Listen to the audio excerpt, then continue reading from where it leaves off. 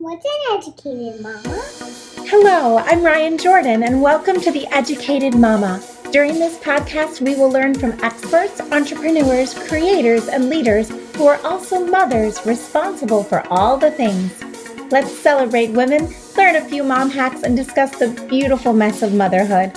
We're all learning together, right?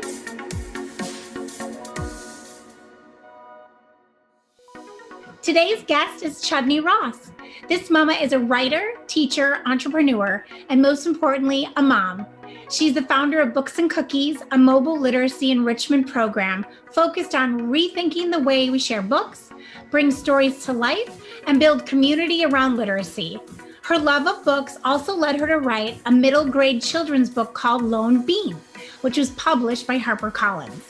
Additionally, she's the Chief Kid Officer at the Jane Club, where she has created a space for children to learn, play, and grow alongside their working mothers.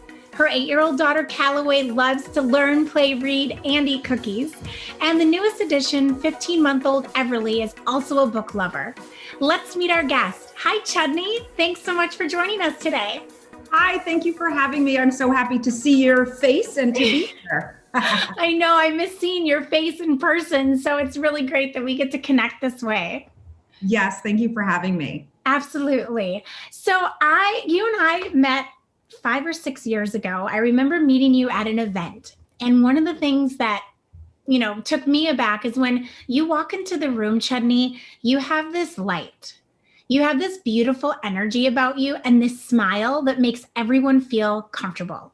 And you're always so friendly. No matter where I see you or what you're doing, I appreciate that so much. As a woman and as a mother, when you walk into spaces that you're unfamiliar with or you don't know many people, if I see you, the minute I see you, I know, oh, there's Chudney. I can go talk to Chudney. She'll have something interesting to say and she'll be kind. Oh, that's so sweet. That's really nice. And I really need to get out of the house and try to shine a little bit. But that's really kind of you to say. I do love being out. I love connecting with people. And I love it was wonderful to meet you, but also to connect with so many women, business owners and moms. It's been so amazing. When I started my company, I didn't know anyone who owned a business. So it's been really amazing through the last couple of years to connect with business owners, mom business owners, and everyone. And I do really enjoy it. I guess that's what shows. Yes. And I realized I said 5 years ago, but I started my company 8 years ago. So I probably met you 10 years ago. When I was a nanny, I would bring my kids into Books and Cookies. So I want to talk about your business, Books and Cookies, how it started and how it's evolved. Oh my goodness. It has been a journey. First of all, I can't believe it's been maybe 12 years.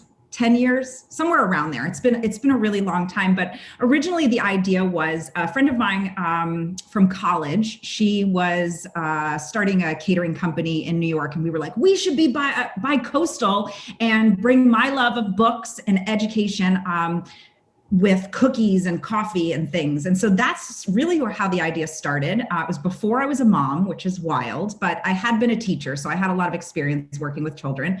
And I just wanted to bring my love of books to the community. And I really thought originally it was going to be a bookstore that sold cookies and brought people together. But very quickly I learned that what made Books and Cookies special was this building community. People wanted to spend time with us. And so through the years, even though having a bookstore was challenging, and I really feel for people who are trying to run small businesses right now. But through the years, I learned that we could still do what we were doing without having the physical space. We can still bring people together around books, parents, nannies, grandparents, people who love books and can connect with their children in that way and tell stories.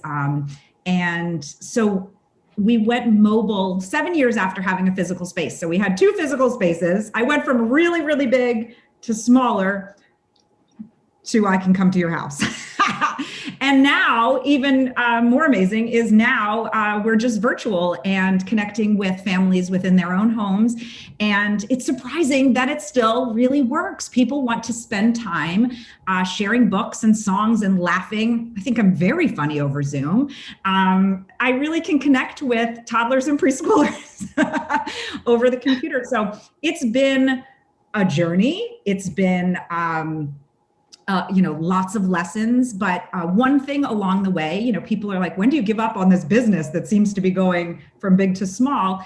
I really believe that there's a place for books to bring people together. And when you have a baby, you automatically seem to sign up for a music class, but story times and bringing books and finding ways to share books, not just with a group of other children and with me, but then I get now tons of emails that are like, what were those books that you shared this week? We would love to get them at home. So really finding ways to connect with books in people's homes with their parents, with their grandparents, and on their own. I know that my kids, instead of sitting them with a bucket of toys, I can sit them with a bucket of books and they will sit and read them because I love them. They love them too. That's amazing. My kids are the same. I have a 4 and 6-year-old, and if I choose to read aloud with them, they're so engaged with what I'm saying. So I would just love to talk to you about reading aloud to kids. As moms, we have our ideas. Some of us read with intonation, some of us read using funny voices. Some of us just read to read because we're just tired and we're reading to put them to bed. So I'm curious to know, do you have any tips on when is the best time to read aloud during the day, or how long to read aloud, or how to read aloud? Yeah, so we read all day. We definitely do. One of my favorite times with my baby before my big girl wakes up is we literally lay on the floor in her room, with soft light, and we read in the morning. We definitely read before bed. But for us, it's sort of all day, every day, because they're there and it's a way for us to connect. For me, people always ask, when we come to story time, like, do you use puppets and crazy voices? And I really don't. I really just read books. But it works with the kids. And I think it's just the love of books. I was very fortunate to have wonderful staff in the store and that go to parties and things that just really enjoy what they're doing. And the kids feel that and they see that and they create their own love of books. It's amazing if you can read with funny voices and do different voices. I can never keep track of whose voice is whose. Sometimes I try, but very rarely. But my big tip is reading aloud is only about reading with enthusiasm and finding books that your child can connect to. So the books I read with Everlee are very different than the books I read with Callaway, though Callaway loves to read and listen to Everlee's books too. And with an 8-year-old, or as she gets older, I like to allow her to choose the books. And I don't have an issue with, Dog Man or these ones that are, or graphic novels, because she's loving reading. She's loving these books. And as long as she's reading and enjoying it and loving it, then that is important to me. So we still read together every night. And yes, I try to push, some books with lessons or books that I loved growing up. But for me, it's even more important, and she will humor me and let me read what I want to read. But it's really important for me to allow her to choose the books and find books that she loves. With the baby and also with story time, I choose books that are don't have a ton of words on each page, but that we can connect to, so that the children can find a connection to. So that doesn't have to be, I connect because I have that same experience as that child. It can be, I connect with an animal. I actually brought some of my favorites to read aloud. Pete the cat, for instance. Now, most people know Pete the cat. I don't relate to Pete because I know him, but I know that cats don't wear shoes. And then all of a sudden I'm like, what? A cat says meow, but I've never seen a cat wear shoes. Why does this cat love his shoes so much? And it's got songs in it, and I love to sing. I don't know that I have a great voice, but I do. Children and grandparents seem to love my voice. But it's a simple story, simple pictures. I can connect with that car. Wow, it's a red car. It's awesome. And it has an instrument in it. And he's sitting on the roof. So finding ways to connect. Another one like Chicka Chicka Boom Boom. I don't know those characters, but I know the ABCs. And so I'm able to really find a way for these small children to connect. And on Zoom in particular, finding ways for them to see the pictures and really get that they can jump into what the story is about. Sometimes I do bring in some longer ones, just because they have nice messages. And I feel like, for Martin Luther King Day, I wanted to share some, or when things have been going on in the world, I wanted to share some stories that were a little bit more involved for the children that I read story time to, but without teaching a lesson that their parents probably want to broach with them instead of my. That's great. I mean, I was just listening to you and I've read the Pete the Cat stories 47 times, but just hearing your enthusiasm made me want to listen again. So the next thing I would love to focus on is, how do we as parents incorporate books with diversity and inclusion into our households? So it's been a big topic on people's minds is trying to find ways to diversify their bookshelves, and something that's come up with Books and Cookies and that I've tried to share, something that we do at home already, because I'm of mixed ethnicity, and thus my daughters are as well. And so I try to share historic stories, as well as just choosing books that include people that look different than us, families that look different than us, or families that look the same as us. You want to be able to see yourself in books, but you also want to see what the world around you looks like. So I think when people tend to go and try to diversify their bookshelves, the first thing they go to is historic. And I do think there's an importance in choosing books about Martin Luther King or Harriet Tubman, or amazing historic figures that you would like your child to know. But not all diverse books need to be that. You can have ones that just celebrate being different. And there's some beautiful books. One that's very simple, and this was not the one I meant to share it with the Reading Aloud book, because I love it for reading aloud. But it just talks about that we love all of our body parts, and we love who we are just the way we are. And the character may look like you, she kind of looks like me, or she might not, but she also has a nose and eyes and ears. And I don't think it always, in diversifying your bookshelf, it doesn't always have to be talked about. It can just be in the pictures. It can be two moms or two dads. And I think that all of that is really important in sharing the joy of being different, which is amazing and what makes us so special. But the historic books are also an important way to talk about sort of, the struggles that we're still dealing with today in the world. And I know I have really open conversations with my daughter about, she's 8, so we're able to really talk about all sorts of things that are going on right now politically and in the world. But that's not appropriate for me to do during story time. So for me, in story time, I purposely choose books that are diverse and inclusive, but without having the conversation with me. I'm not, I'm teaching over Zoom with very young children, but at least it allows those parents to then take those messages home and have their own conversations when they're ready to, which is important even at that young preschool age. And so we start the conversations, but we allow those parents to have the deeper conversations that they find age appropriate, also because we see a varying age of children from 2 to 5. So you'd have a very different conversation with a 2-year-old than a 5-year-old. But I do find it really important to begin sharing those conversations young, even with Everlee, with the books that we choose and the conversations that we have, even though she's very, very tiny, and those children I do story time with are as well.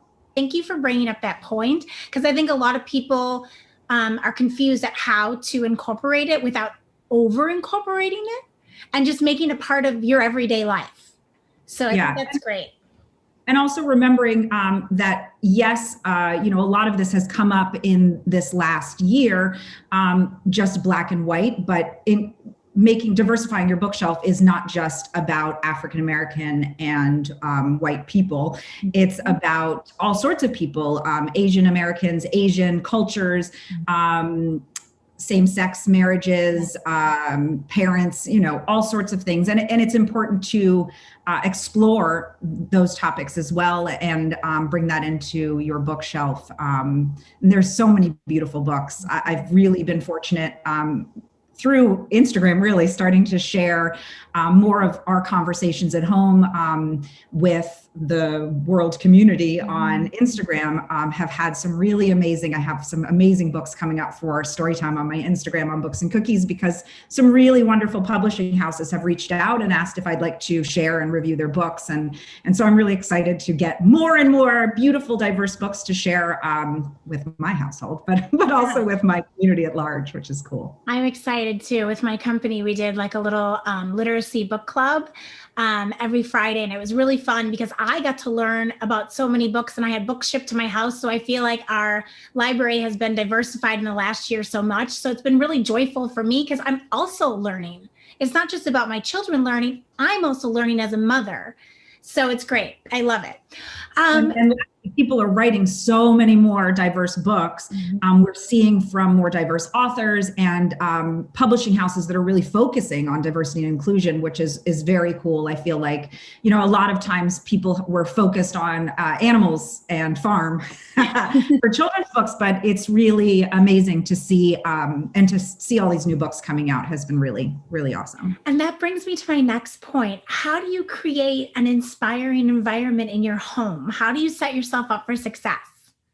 So I love buckets or baskets, and you can find beautiful ones that you can put all over your house, baskets of toys. We have a playroom that gets crazy and messy, but what I find is it's also really comfortable. So we sit on the floor and there's cushions and things. So we can snuggle up together and share a book or play something together in a safe, cozy environment. And then I try to be outside as much as possible. It's actually raining today, which is very, very rare, but I have blankets outside all the time, which are now very wet because I'm inspired outside by the sun. And I know that with my older daughter doing the virtual learning, she, in those breaks, instead of still sitting inside in the playroom or near her desk, we can go outside and sort of change our mindset. And, I have this tiny little yard. It's not big, but just being with the grass and the sensory experience of the amount of grass my little baby eats, but being outside and finding those moments to connect, and just be in the sunshine. And I know particularly now with so much screen time, which is, I say we read all the time, we also watch way too many screens, but being able to just sort of change what your eyes are seeing is so important for your eyes, your brain, and for these little brains that are still growing and changing. I love that. Let's talk about pandemic parenting, because we've been here now almost a year. I know, it's like, when am I going to wake up from this bad dream? But I'm just curious, as a mom, having a company during a pandemic and 2 kids, and we're, constantly thinking about the mental load and everything that's happening, what have been some of your struggles? This has been really hard for me. As you have said, coming out and seeing each other out, I think I really thrive in a social environment. And the baby was about 3 months when this all started. So I had, with my first, I stayed home a long time, and I really was in the moment and not really sure how to get back to the workplace. But I sort of had it down a little bit better with Everlee, and I was starting to figure out how to continue to build my business and my life back, starting to get back in shape and all of this stuff. And I was really sort of putting that together and what that looked like when everything shut down. And I do absolutely, I'm so grateful for this time with the girls together to get to know each other, and for this time with me to really be with Everlee like I was with Callaway for her first year, and to be with Callaway, and what we're dealing with, they're really having a struggle too. And so being able to really be here with her and be present with the girls has been wonderful. But at the same time, I felt very stagnant with my business and my growth. And I think because I was ready to blossom and grow again, and sort of stopped very abruptly, and not really knowing how long it would go and how to deal with that has been challenging. With the business, I always talked about going online and finding ways to connect virtually, or make videos. I had talked about videos or podcast or something, but wasn't really sure. So this sort of was a kick in the pants, and there was, either you do it or you keep talking about it. So instead of really putting too much thought in it, I really just hopped online, and it's been really fun and really lovely, and really the highlight of most of my days to connect with these children virtually, because I still really get to do what I do and love what I do. I had teachers and other people who did most of the story times, and now I do them all myself. And I do appreciate that time. That's why I started the business, was to connect with children and sort of share my love of reading. So as much as I miss having my staff, who was wonderful, and shared beautiful story times, and many of them have moved away. So we'll see. They'll only be able to stay virtually, I guess, going forward. But being able to do this all myself and not just the paperwork of business has been really wonderful. I did miss that. I think that is why I started the business in the first place, was really to connect with families and not just pay the bills, which is not the fun part of the work. So it's been challenging, but it's also been, I'm really grateful for this time. And also, we won't be in this forever. And so we're moving towards something else, and really getting to spend time thinking about what those next steps will look like.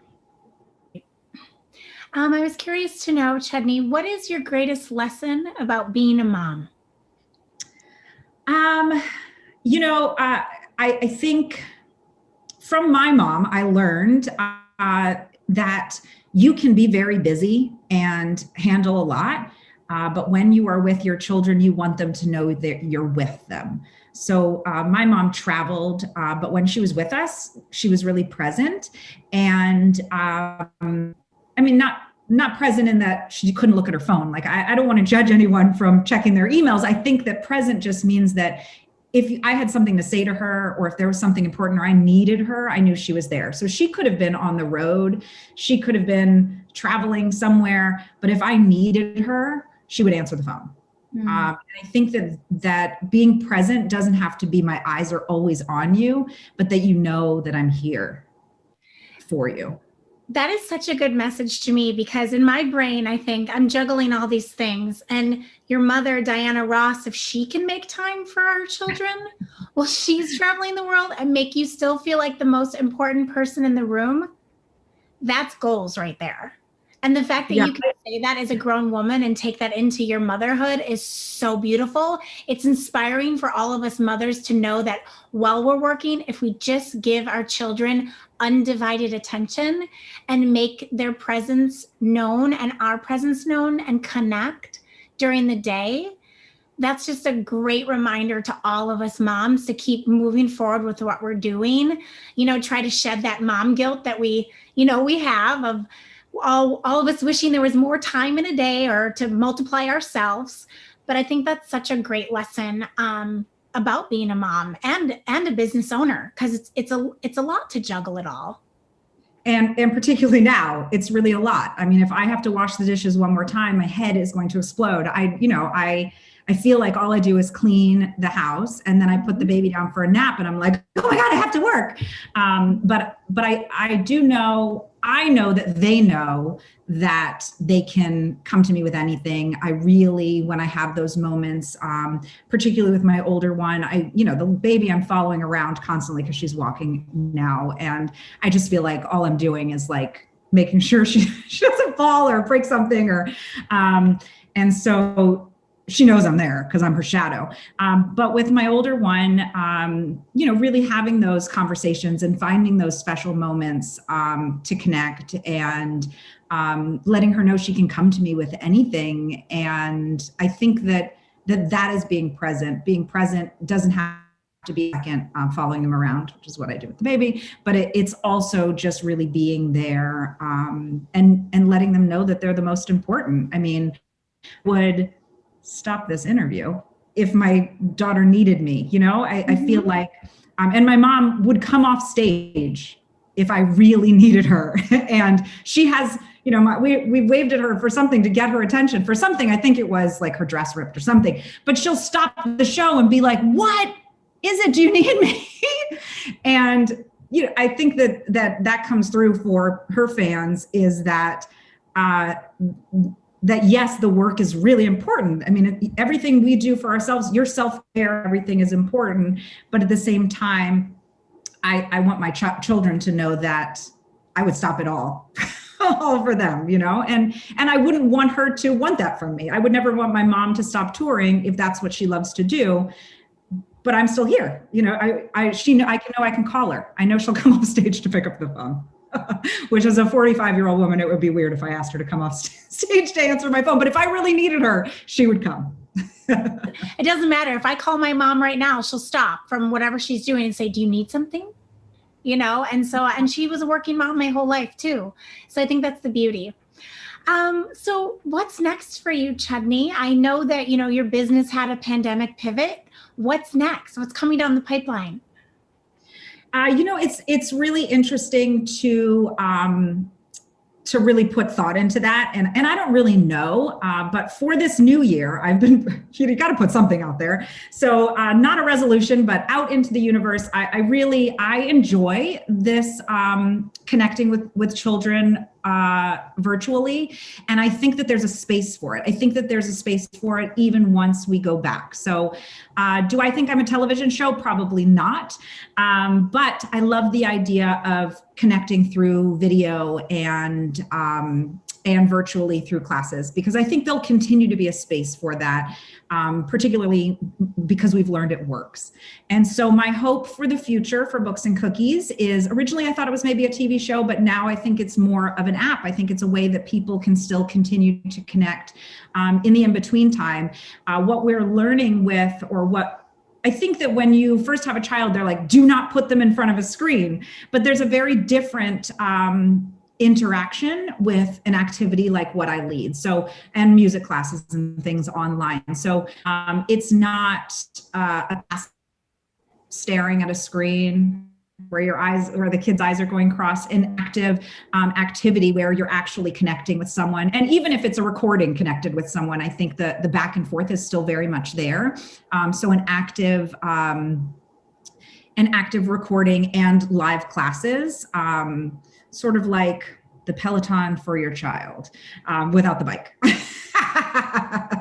Without the bike, but that you're able to check in and find positive ways to connect with a screen for your child when you're out, or when you're home, or when someone's sick and you're staying home. I think that we'll find that there's still a very big space for these virtual connections as we go forward. And so I'm not sure how we'll grow back into a live mobile activity space. I'm not off, because we were starting to grow into sort of some bigger events, which were really great, but I'd like to continue to focus on the virtual and recorded, at least for the time being and going forward. And then, the Instagram and the content creating in the parent space is exciting to me, because sort of this is what I've been living now really for 8 years. And I would like to continue to grow in that space and share my love of what I'm learning through being a parent, and building community in that way as well, because that's been very important to me in having children, was finding a parenting community, or a community of other moms to connect with and share with, and know that I'm not going crazy all the time. So I like to the parent space as well. Well, I know you've been a huge inspiration to me, and I'm so grateful that you joined me today. Is there anything else that you would like to share before we say goodbye? No, I just really appreciate you having me on and taking this time, and how exciting this new growth for you. I know it's all been unique this pandemic time, but finding ways to grow and share your joy and your love of what you do is really exciting as well. Thank you so much. Thank you. Thank you for having me. Thanks so much for listening today. I hope you enjoyed this week's episode and you had some great aha moments. I am so passionate about empowering women, and I can't thank you enough for your support. If you know an inspiring mama or you are an inspiring mama, send them our way. Be sure to tune in every Wednesday, and please like, follow, and subscribe to The Educated Mama.